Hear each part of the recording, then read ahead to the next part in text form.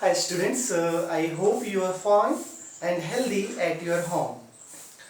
Now we are going to start new chapter, which is chapter number 13, 12th class physics, which name is nuclei. Atom and nuclei consist of same unit, but here we will see about nuclei.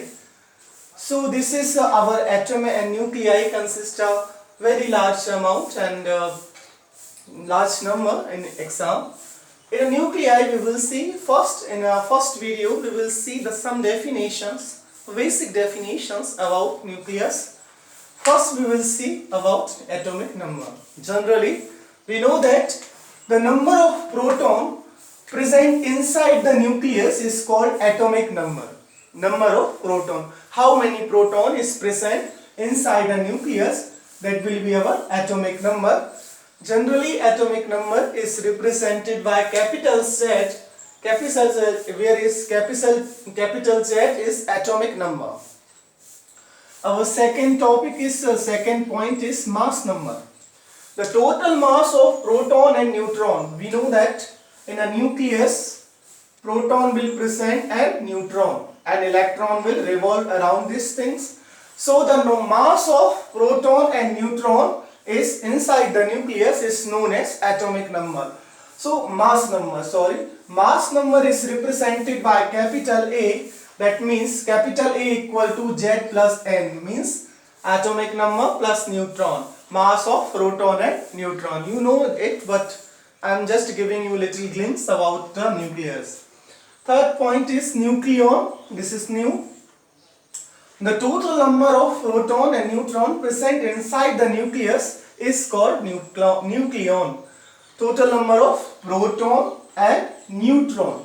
Total number of proton and neutron is known as nucleon.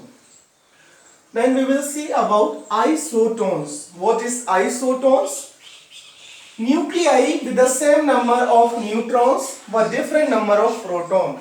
If the nucleus have a same number of neutron, if neutron will be on a same number and different number of proton, then that will be known as a isotons. Now we will see about isotopes. Atom of different elements which have same atomic number but different atomic mass. We know that isotope, atom which have different same number of same atomic number but different atomic mass is known as isotope. Isobar will be totally opposite for isotopes.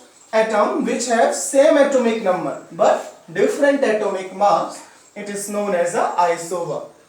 So this is our basic definition. So first cover up it very seriously, then we'll move to the derivation and the big topics.